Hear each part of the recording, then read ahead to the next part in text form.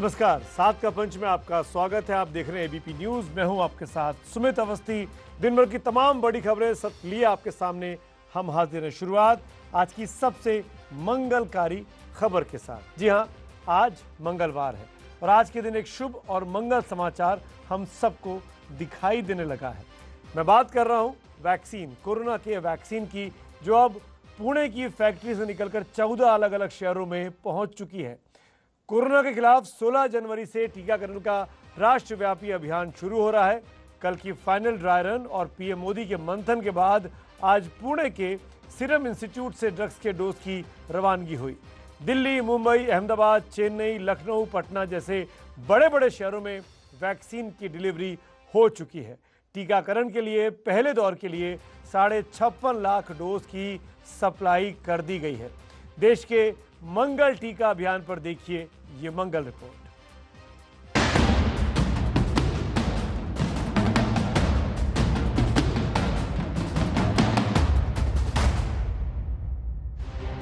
ट्रकों के पूजा पाठ की इन तस्वीरों के साथ ही देश में कोरोना के खिलाफ टीकाकरण का काउंटडाउन शुरू हो गया है।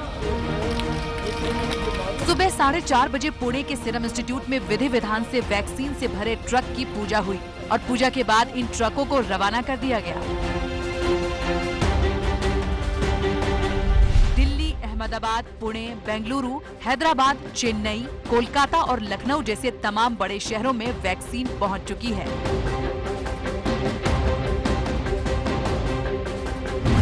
पुणे के सीरम इंस्टीट्यूट से देश भर के 14 शहरों में वैक्सीन भेजी गई। 13 शहरों में विमान से और मुंबई में ट्रक के जरिए वैक्सीन की डिलीवरी हुई और इन्हीं शहरों से देश भर में फ्रंट लाइन वर्करों के लिए वैक्सीन की डिलीवरी की जाएगी। पुणे से रवाना हुई वैक्सीन राजधानी दिल्ली में सुबह 10 बजे पहुंच गई। दिल्ली में वैक्सीन को स्पाइस जेट के विशेष विमान से दिल्ली लाया गया। दिल्ली पहुंची वैक्सीन की इस खेप को राजीव गांधी सुपर स्पेशल अस्पताल में स्टोर किया जाएगा।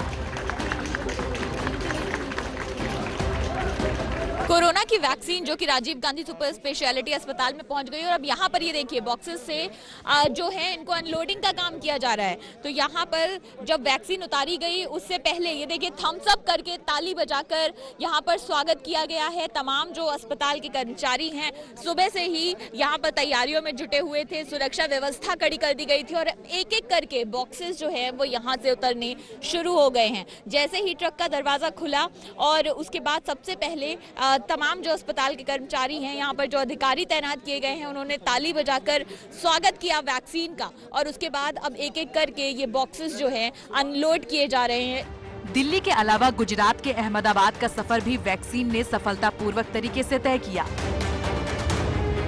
गुजरात पहुंची वैक्सीन का स्वागत डिप्टी सीएम नितिन पटेल, गृह मंत्री प्रदीप सिंह जाडेजा समेत राज्य के तमाम आला अधिकारियों ने किया।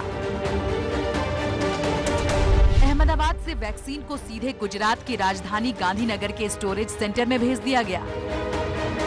वैक्सीन गुजरात आ पहुंची और खास तौर पर आप देख रहे हैं कि ये वैक्सीन के बॉक्सेस है जिसको गांधीनगर के रीजनल स्टोरेज सेंटर पर रखा जाएगा। उनमें मैन्युफैक्चरिंग से लेकर सभी तरीके के निर्देश जो है वो इसमें दिए गए हैं। खास तौर पर उसमें टैगलाइन भी लिखी गई है, सर्वे संतु निरामया, सर्वे सुखिना संतु, सर्वे संतु निरामया। यानी वैक्सीन जो है वो लोगों के आरोग्य को लेकर अब एक रामबाण इलाज साबित होने जा रही है और 16 जनवरी से वैक्सीनेशन की प्रक्रिया जो है वो भी प्रारंभ की जाएंगी। उससे पहले गांधीनगर के रीजनल स्टोरेज सेंटर पर वैक्सीन रखी जाएंगी और यहाँ से वैक्सीन जो है वो दूसरे सेंटरों पर डिस्पैच की जाएंगी। पुणे से रवाना वैक्सीन पटना पहुंची तो बिहार के स्वास्थ्य मंत्री मंगल पांडे ने इसे ऐतिहासिक पल बताते हुए अपनी खुशी जाहिर की।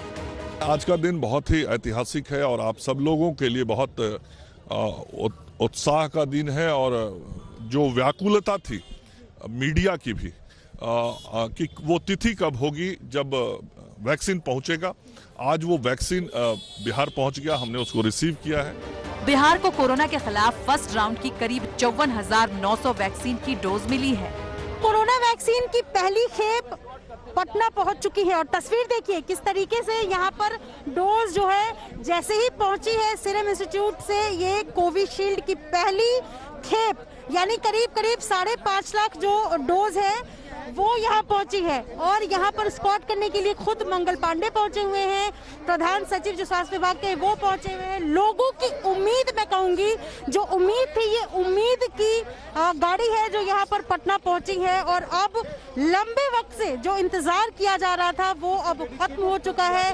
यहाँ से सीधा सीधा वैक्सीन की इस पहली खेप को NMCH लेकर जाया जाएगा। NMCH में जो सेंटर बनाया गया है वहाँ पर यहाँ से लेकर जाया जाएगा। पुणे से रवाना वैक्सीन लखनऊ भी पहुंच चुकी है। योगी सरकार की तरफ से वैक्सीनेशन के लिए पुख्ता इंतजाम किए गए थे। आज बड़ा दिन है उत्तर प्रदेश के लिए, क्योंकि कोरोना वैक्सीन की पहली खेप लखनऊ एयरपोर्ट पहुंच चुकी है। मैं आपको तस्वीरें दिखाऊंगा किस तरीके से अभी कार्गो के जरिए ये वैक्सीन का पूरा डोज, जो 1,60,000 वैक्सीन का डोज है, वो आ चुका है लखनऊ एयरपोर्ट पर। और यहाँ से लखनऊ के ऐशबाग स्थित मुख्यालय पर भेजा जाएगा, जहाँ से लखनऊ में लगने वाला जो वैक्सीनेशन है वो स्टार्ट किया जाएगा। यहाँ से जितने केंद्रों पर वैक्सीन लगाई जाएगी, जितने बूथों पर लगाई जाएगी, वो सारी तैयारी हो चुकी है। एयरपोर्ट पहुंची वैक्सीन को तुरंत ही वैक्सीन सेंटरों के लिए रवाना कर दिया गया, जहां से इन वैक्सीन को यूपी के दूसरे शहरों में भेजा जाएगा। तैयारी हमारी पूरी है, पहले भी हम बता चुके हैं। 3 प्रकार का हम लोग ने ड्राई रन किया था, पूरा रिहर्सल किया था। कोविड चेन के माने कोल्ड चेन में वैक्सीन आने से लेके और टीकाकरण करने के बाद ऑब्जर्वेशन तक हमने पूरा 3 बार हम लोग ने ड्राई रन किया है और पूरी तरह सफल है। और अब जो हमको पहला खेप लखनऊ मंडल का मिल रहा है, क्योंकि 18 सेंटर हमारे 18 मंडल है, अलग अलग जगह पर अलग अलग सप्लाई हो जाएगा। तो इन जगहों पर पहला खेप हमारा 1,60,000 का है जो लखनऊ मंडल के लिए है, और इसको हम लोग 16 तारीख से प्रारंभ करेंगे। कोरोना वैक्सीन के 6,48,000 डोज कर्नाटक के बेंगलुरु भी पहुंच चुकी हैं। बेंगलुरु में प्राइमरी वैक्सीन स्टोर बनाया गया है, साथ ही साथ बेलगांव में वैक्सीन का सेकेंडरी स्टोर बनाया गया है। इस वक्त हम मौजूद है बेंगलुरु एयरपोर्ट पर, जहां पर कर्नाटका के लिए वैक्सीन का पहला कंसाइनमेंट पहुंच चुका है और उन्हें ट्रक्स में जो है लोड किया जा चुका है। तस्वीरें आप देख रहे हैं इस वक्त कार्गो एयरपोर्ट की, और जहां पर अगर आपको तस्वीरें दिखाएं तो आप देख सकते हैं कि पुणे की सीरम इंस्टीट्यूट से ये वैक्सीन पहुंच चुकी है। और आप देख सकते हैं कि ये ट्रक जो कि निकल रहे हैं एयरपोर्ट से, इनमें इन वैक्सीन को लोड किया जा चुका है। और अब ये वैक्सीन जो है, इन वैक्सीन को सीधे स्टेट वैक्सीन स्टोर में ले जाया जाएगा। चेन्नई को वैक्सीनेशन के पहले राउंड में 5,36,000 डोज मिली है। पुणे से पहुंची इन वैक्सीन को कार्टन में भरकर वैक्सीन सेंटर के लिए रवाना कर दिया गया। इस मौके पर तमिलनाडु के स्वास्थ्य सचिव ने कहा कि वैक्सीनेशन के लिए सरकारी तैयारी पूरी है और वैक्सीन के लिए स्वास्थ्य सचिव ने केंद्र का शुक्रिया भी अदा किया। भारत सरकार को अपना थैंक्स बोलने के लिए, स्टेट गवर्नमेंट की तरफ से हमारा थैंक्स कि ये वैक्सीन बहुत लोग इंतज़ार कर रहे थे, बिकॉज तमिलनाडु में भी एक ज़माने में कोविड बहुत ज़्यादा हुआ था। अगर जुलाई अगस्त चेन्नई वगैरह में, वो बहुत अच्छी तरह से हमने कंट्रोल में हम लोग लेके आ गए हैं। लेकिन वैक्सीन एक बहुत बड़ा माइलस्टोन कहते हैं ना, माइलस्टोन है, क्योंकि वैक्सीन ये कम्युनिकेशन ये जो चेन है, ब्रेकिंग द चेन में बहुत मुख्य उसका एक रोल होगा। हेल्थ केयर वर्कर्स, ये गवर्नमेंट ऑफ इंडिया के ग्रुप में प्रायोरिटी दिया हुआ है। उन्होंने गाइडलाइन भी 28 दिसंबर को अपडेटेड गाइडलाइन रिलीज है, उसके तहत हम लोग सारा प्लान किया हुआ है। ये जो वैक्सीन 45 कार्टन्स 5,36,500 पुणे से आया हुआ है, उसको रीडिस्ट्रीब्यूट करके 10 रीजनल सेंटर में लेके जाएंगे। टीकाकरण की तेज तैयारियों के बीच एमपी के गृह मंत्री नरोत्तम मिश्रा ने जानकारी दी। पुणे के सीरम इंस्टीट्यूट से रवाना हुई वैक्सीन की खेप कल सुबह भोपाल पहुंचेगी। साथ ही साथ नरोत्तम मिश्रा ने ये भी बताया कि पीएम के आह्वान पर एमपी में जन प्रतिनिधि वैक्सीनेशन के तीसरे चरण में ही टीका लगवाएंगे। सभी मंत्रीगण और मुख्यमंत्री जी तीसरे चरण का जब आम जन का अभियान होगा तब टीकाकरण की ओर जाएंगे, क्योंकि सभी की इच्छा ये है कि हमारी जनता को, गरीब को पहले लगे। ये आपके द्वारा स्पष्ट कर देना चाहता हूं, जिससे कोई भ्रम और रहे नहीं। आपको बता दें कि कल पीएम ने जन प्रतिनिधियों से अपील की थी कि वो टीकाकरण में सबसे पहले फ्रंट लाइन वर्कर्स को प्राथमिकता दें। यानी कुल मिलाकर कहें तो कोरोना के खिलाफ सरकार पूरी तरह से तैयार है और 16 जनवरी से देश में दुनिया के सबसे बड़े टीकाकरण अभियान की शुरुआत हो जाएगी। तो देखा आपने मंगलवार का दिन कितनी मंगल खबर लेकर आया है। कोरोना के जाने का वक्त आ गया है क्योंकि वैक्सीन कांग्रेस पार्टी की बिहार चुनावों में मिली करारी हार से कांग्रेस चौतरफा अपनी किरकिरी करवा चुकी है, लेकिन इसके बावजूद भी कांग्रेस नेताओं ने हार से कोई सबक नहीं लिया है। बिहार कांग्रेस में अंतरकलह की स्थिति बरकरार है और इसी अंतरकलह की वजह से आज पटना में कांग्रेस की अंदरूनी बैठक में जमकर बवाल देखने को मिला। कुर्सीबाजी, हंगामा और गहमा गहमी। तस्वीरें बिहार कांग्रेस के किसान बैठक की हैं, जहां कांग्रेस के किसान नेताओं के बीच कहासुनी के बाद नौबत कुर्सीबाजी तक पहुंच गई।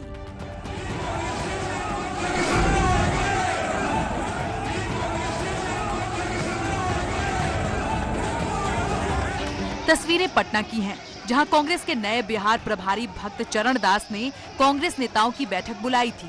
बैठक पटना के सदाकत आश्रम में बुलाई गई थी। बैठक शुरू होते ही कांग्रेस के किसान नेता और कार्यकर्ताओं के बीच कहासुनी हो गई, जिसके बाद राजू सिंह नाम के किसान नेता ने अपने ही साथियों पर कुर्सी उठाकर फेंक दी। कुर्सी फेंकने के बाद हॉल में हंगामा मच गया। कांग्रेस नेता खड़े होकर एक दूसरे से बहसबाजी करने लगे। खुद भक्त चरण दास भी इसी धक्का मुक्की में फंसे रहे। मंच पर भक्त चरण दास के अलावा पार्टी के प्रदेश अध्यक्ष मदन मोहन झा और विधायक दल के नेता अजीत शर्मा समेत कई बड़े नेता मौजूद थे। हंगामे के बाद हालात इस कदर खराब हो गए कि पुलिस को हॉल के अंदर आकर मामला शांत करवाना पड़ा। बिहार में कांग्रेस का प्रदर्शन चुनाव में खराब रहा था। माना गया कि महागठबंधन की हार के लिए कांग्रेस जिम्मेदार है और पिछले कई दिनों से बिहार के राजनीतिक गलियारों में इस बात की भी चर्चा हो रही है कि बिहार में कांग्रेस के विधायक पाला बदलकर नीतीश से हाथ मिला सकते हैं। कांग्रेस का शीर्ष नेतृत्व इसी संकट से पार्टी को बचाने में जुटा है, लेकिन कांग्रेस की गुटबाजी बताती है कि पार्टी को बचाना आसान नहीं है। बात अब उत्तर प्रदेश की कर लेते हैं।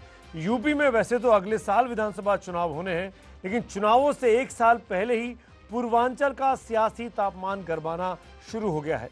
वजह है पूर्वांचल में दो बड़े नेताओं का दौरा। एक तरफ AIMIM के प्रमुख असदुद्दीन ओवैसी आजमगढ़ पहुंचे, तो वहीं SP के अध्यक्ष अखिलेश यादव ने जौनपुर का दौरा किया। इस दौरान ओवैसी ने अखिलेश की पार्टी पर जुबानी तीर चलाए, जिससे यूपी में सियासी तापमान बढ़ना तय हो गया है।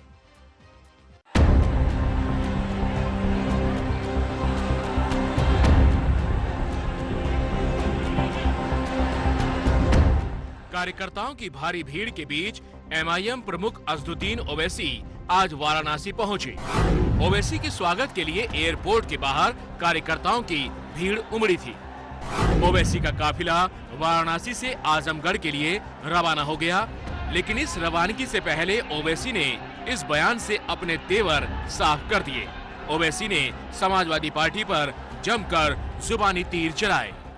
पार्टी की सरकार थी, 12 मरतबा हमको आने नहीं दिया, 28 मरतबा हमारा परमिशन कैंसिल करने नहीं दिया, तो हमको मौका मिला, बाहर हैं। आजमगढ़ जा रहे हैं, फिर जौनपुर जाएंगे, बनारस की जनता से कब मिलेंगे? सबसे मिलेंगे, एक के बाद एक मिलेंगे। चलिए।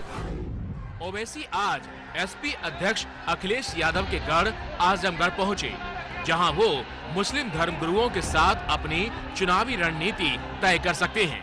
ओवैसी के इस दौरे को विधानसभा चुनावों से जोड़कर देखा जा रहा है। यूपी में ओवैसी और राजभर की पार्टी ने गठबंधन किया है और अब विधानसभा चुनावों के पहले यूपी में ओवैसी अपनी सियासी जमीन को मजबूत करने में जुटे हैं।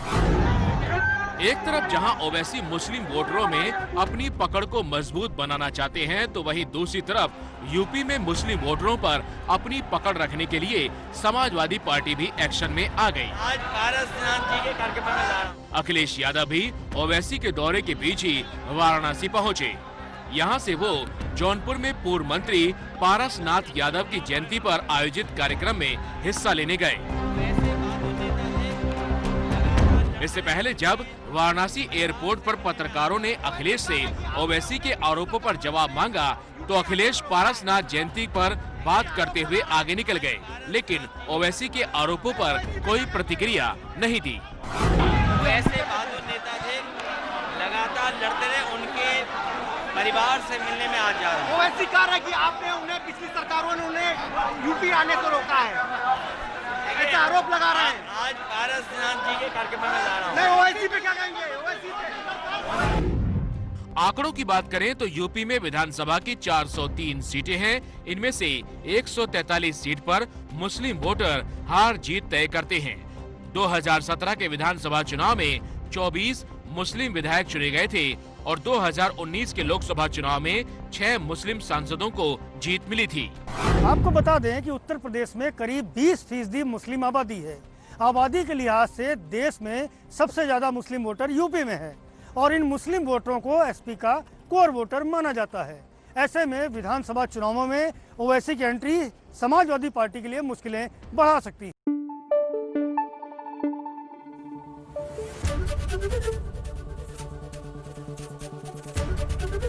एबीपी न्यूज आपको रखे आगे।